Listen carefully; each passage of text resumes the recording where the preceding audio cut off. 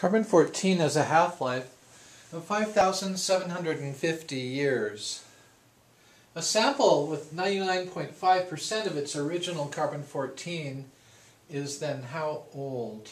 And let's round off our answer to the nearest year. Okay, first of all we have to find the decay rate, R, for the rate of decay.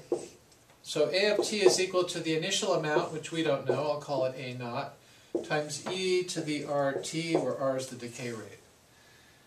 And we're told that the half-life is 5,750 years. We can use that to find R. So A of 5,750 would be A naught times e to the R times 5,750. And that will be equal to half of the initial amount, 1/2 of the initial amount. So if I divide both sides of this equation by A naught,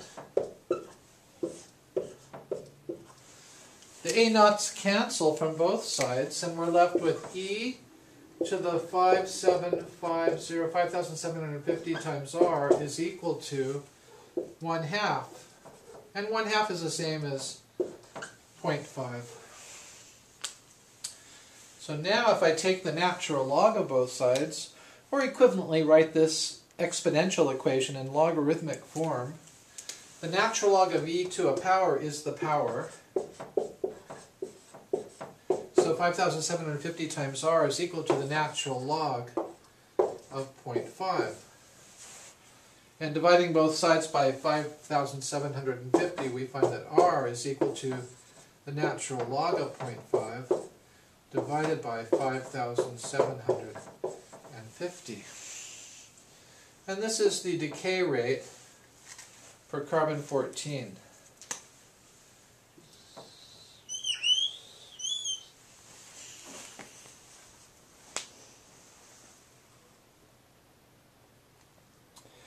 Equipped with that R value, we can answer any question they throw at us.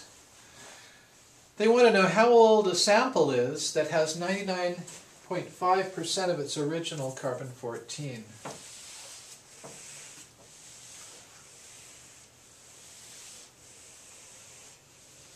Well, we'll solve for t then. Now we know what R is. We just need to find what t is.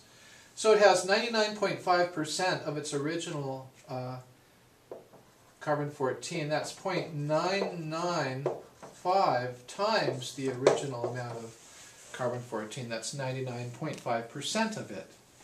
And if we divide both sides by A naught, which is like I get a slight deja vu experience when I do this, I get e to the RT is equal to 0.995. And if I write this equation into logarithmic form, or take the natural log of both sides, the natural log of e to a power is the power.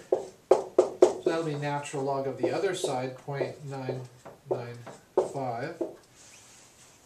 And if I divide both sides by R, I'll have solved for t. So t is equal to the natural log of 0.995 divided by R. That's the R that we just found, so this is the natural log of 0.995 divided by this R, natural log of 0.5 divided by 5,750.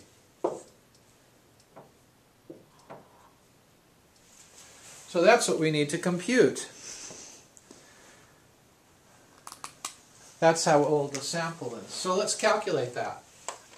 So we have 0.995, and take the natural log of that, and then divide that by the natural log of 0.5.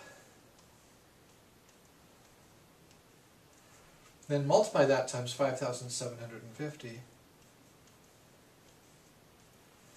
And I get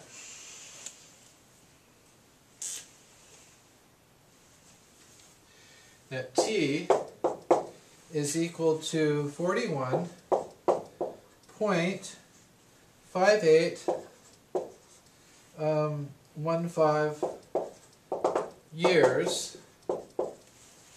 And so t is approximately equal to 42 years.